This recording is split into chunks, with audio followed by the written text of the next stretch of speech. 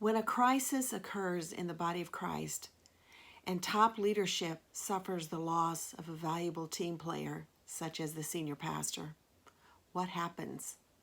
How can we prevent the pitfalls that can cause our congregations at large to suffer? Put a plan in place.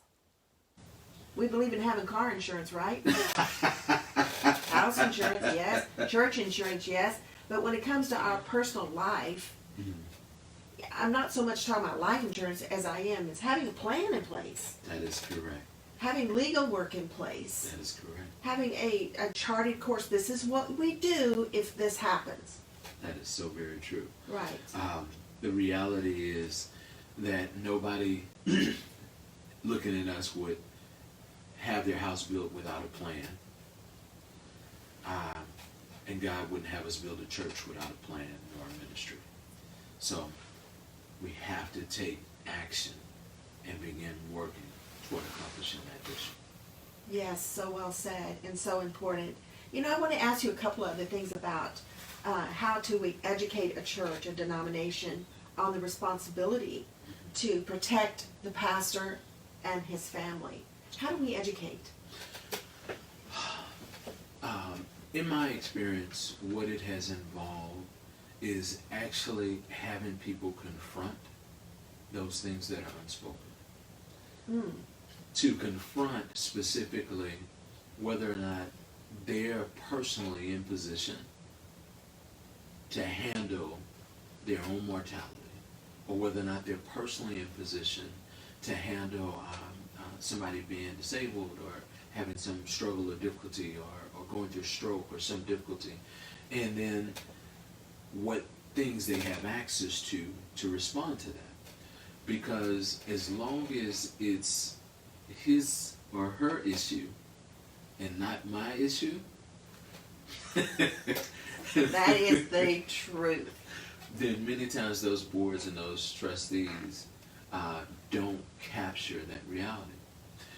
But then there's another element to that. The other element is you do have some boards and trustees that genuinely love their pastors, genuinely care about their pastors' families, and they just don't have the acumen or the resources or the connections to bring in the expert advice to help them along those paths. Yes, which is why I'm having this conversation today. I'm a widow of a man of God, and he had a heart to deal with churches having a plan in place for the pastor and his family. And so, Minister Anderson, I really want you to take us by the hand and show us this is what we do. This is how it needs to happen. And I understand the board being awkward or unsure. How do we approach the subject? I mean, you can't really go in the boardroom and say, Pastor, let's talk about you dying. I mean, we can't just do that, right? But yet, somebody needs to bring the subject up so we can take away the fear of talking about it, the unknown, but put some things in place that do help that board member, that trustee that does love his pastor. I believe all of them want to do the right thing. But like you said, nobody knows what to do or how to handle it. The simplest way that I would explain it is if you went to the hospital or went to your doctor and you said to your doctor, Doc, my arm is hurting. And the doctor said to his people to go prepare the operating room. The only appropriate response is to run. Because he hasn't assessed you. He hasn't tested you for conditions. He hasn't identified what the true problem is. And so what I have found be effective is someone being able to answer the hard questions, or as a group being able to visit those hard questions. And sometimes when I'm working with someone, that means them completing the survey or completing the document that asks the hard questions. So what are the hard questions?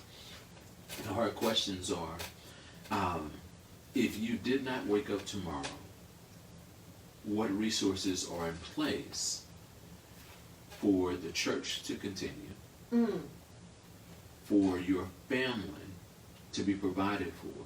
Because often, as you describe, you say that you're a widow. often you'll have first ladies of the church, or you'll have a husband whose wife is the pastor of a church, and they are so interconnected that many times they've had to compromise what they could do for their livelihood, so that shepherd or that pastor can do what he's doing for the ministry. And so as a result, if there's nothing in place, we need to be able to answer that question.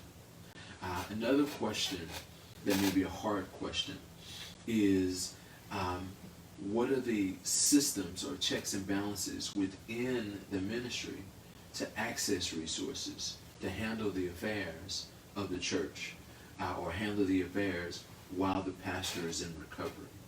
And many times, ministries are only dealing with that when they're thrust into that situation because of a loss or incident or accident or injury or illness.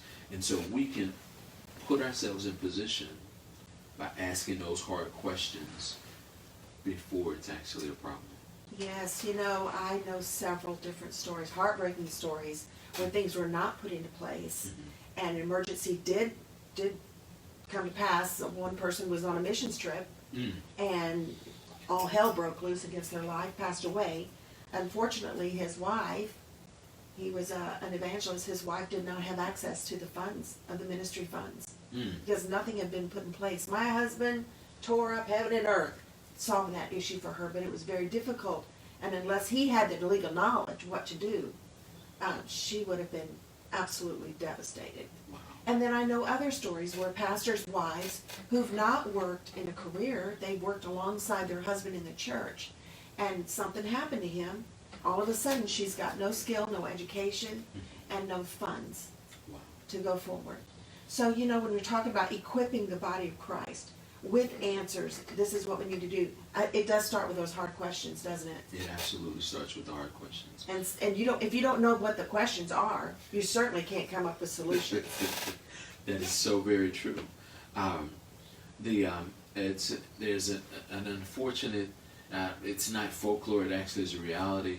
Some of our ministers from a long time ago, unfortunately, were convinced to forfeit their access to Social Security to serve in ministry, and that mistake can be devastating if there isn't a plan of action to accumulate resources to provide for those ministers. And so True. So I've seen some of that too. Wow.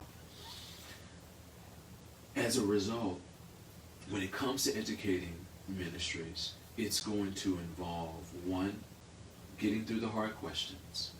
Once getting through the hard questions, it's going to involve a true introspective look of what they have in place.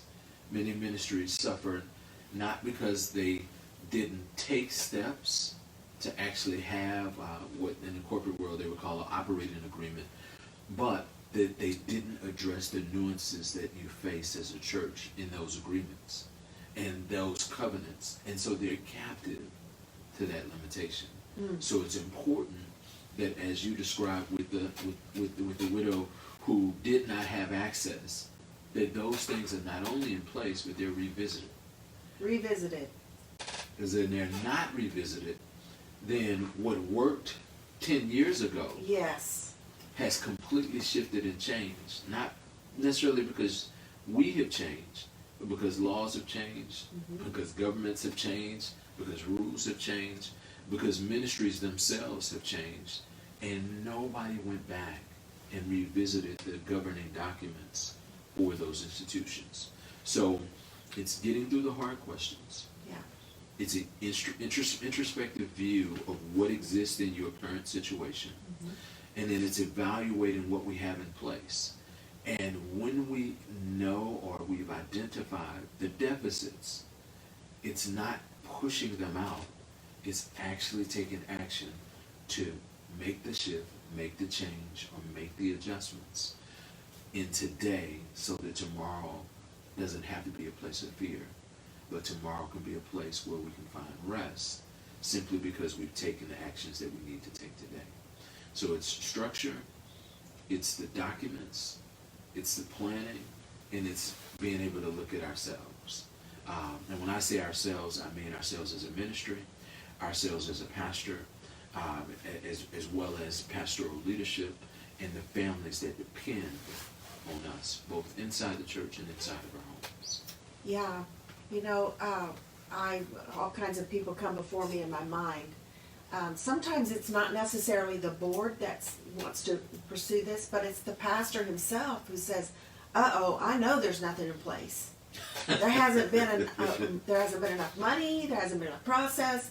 I don't know what to do." And sometimes it's a bishop that has the oversight over churches that can see far down the road that, yeah, this is an issue we need to address. I need my churches to understand this is something we need to approach. And so having those foundational steps, the where to, how to from now, you're actually putting tools in their hands. This is what you can do to start addressing these issues. That can bring peace of mind, and in the unfortunate situation of that something should happen, you smoothly can go down that path that's already laid out. That is so very true. The way that I often share it is this, that we need to plan as if God is our Father. But that doesn't involve ignoring those important steps. And so the reality is that we can plan without fear, because when we're planning on paper and we're preparing those things and we're dealing with the hard steps, it's not at the expense of our loss or at the expense of being forced by circumstances. We plan for so many things. I'll share it this way. I often find that people, if they are hosting a holiday dinner, they may plan for 2 months. Right. That's true. I do that very same thing. They're planning for a family reunion. They easily could plan for a year to 2 years.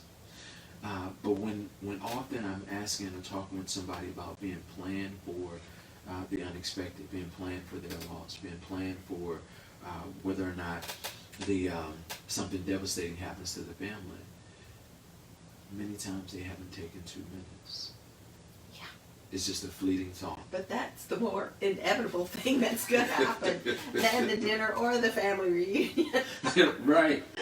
That is true. So, what is it? The saying used to be, make the main thing the main thing. It doesn't mean that we have to spend all of our time. But what it does mean is that we have to spend the time that's necessary to make sure that my family is protected, their lifestyle, the quality of life and standard of living is protected, the ministry is protected, and that where I have deficits, that I've gone and got the professional help and the support to be able to navigate that journey. Surprisingly enough, when I've sat down with large ministries or small ministries and truly evaluated their entire picture, nobody has taken the time to do that with them. It's just scary that this is such a black hole of misunderstanding and fear. Right. It's so unfortunate, and it's unnecessary. And between you and I, one of the things that's contributed to that, there's this unspoken fear between Main Street and the church, between business and the church. And so they've divorced each other from being involved in the situation. And so as a result of that, business misses out on the gift that church is to business. And churches miss out on the gift that business is to churches because of that fear. And so we have to alleviate that. And so that has been the unique nature of me having walked through both the business and the leadership, and also in having served in ministry for 29 years, how those two things are married together.